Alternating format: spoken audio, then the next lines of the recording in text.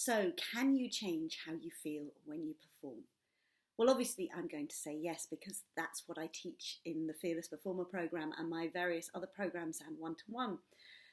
But what I want to talk to you today about is, on a more pragmatic basis, some of those principles that I teach and how they can change and how you can change how you think when you perform.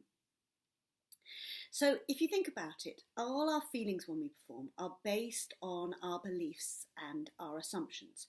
For example, if we think about two of the biggest assumptions I hear from my clients is one, I'm going to forget the words.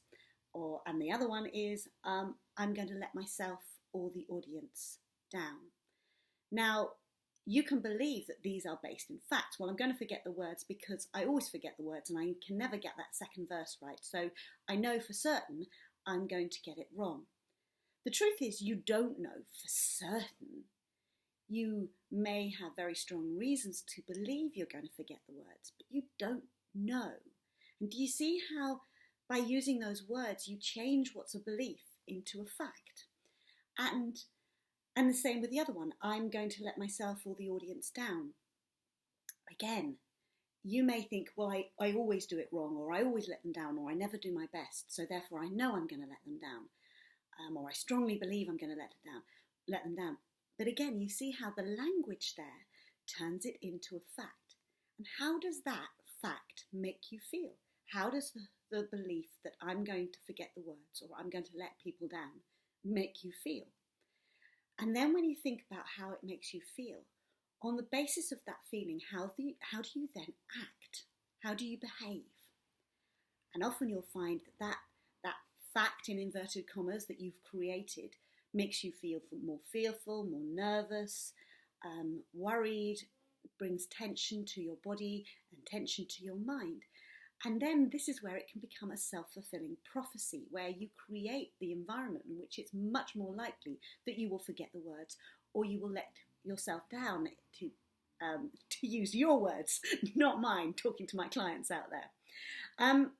So if we think about that, these beliefs at their essence are a neural pathway.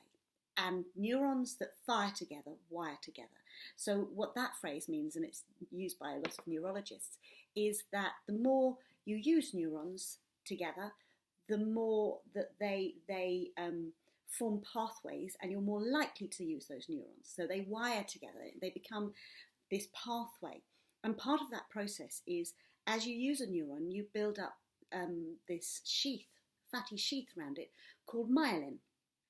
And the more myelin there is around a neuron, the more effective that neuron is, and therefore the more likely it is your brain will use that neuron and that neural pathway. So if we look at the analogy, it's very like a real life pathway. The more people use a pathway through a field, the more worn down it becomes, the more and the easier it is to use that pathway, and so the more people will use that pathway as opposed to wiggling in a slightly different route. So neural pathways are very like pathways through fields.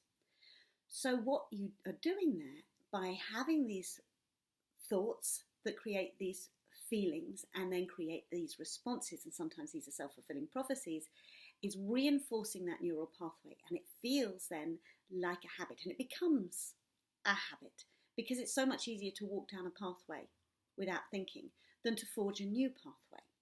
So let's go back to that assumption. Let's take the one, I'm going to forget my words. You might forget your words. It's a credible assumption. Yeah? There's also a possibility, and it might be an outside possibility, that you'll remember your words and you'll sing it faultlessly. How does the thought, I'm going to remember my words, make you feel? It's still a credible assumption. It's a possibility, so you don't know yet whether you're right or wrong. But how does it make you feel? And then if you think about how that makes you feel, if you feel that way, how do you then behave? And what I mostly find with my clients is that they say they relax, there's less tension, their heads are clearer, they're enjoying it more. which I would say creates an environment where it's more likely that you will remember your words. As Henry Ford once famously said, whether you think you can or you think you can't, you're probably right.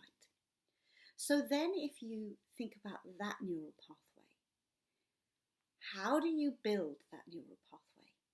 Well, let's go back to that footpath analogy. If you consciously choose to walk in a different direction across the field, because maybe a shop has been built, or something has blocked, or there's a whole load of nasty bits that you have to get through at the end of this path, and you don't want to go through that anymore, i.e. you don't want to not enjoy your performance anymore, and say you realise that an enjoyable performance is over there, but you have to walk through some brambles to get there, and some nettles. It's not easy to go down that path to start off with, and thinking I'm going to remember my words might feel really uncomfortable to start off with. I go, well, I'm just going to let myself down. Why? That's being unrealistic. I'm just being pragmatic. I'm being realistic. But then remember how that thought makes you feel and what impact that has on your performance. So it's worth battling through those nettles and those brambles, because the more times you do it, the more you will develop that neural pathway, the more myelin you will build around those neurons, and the easier it is to use that neural pathway, just as it would be the footpath. The more you use it, the easier it becomes to use. And then what happens to the other footpath when you stop using it? The other footpath grows over and becomes harder and harder to use. And the same, when we stop using neurons, the myelin depletes and it becomes harder and harder to use that. So that's the process of change. So yes, you can change the way you think and the way you feel.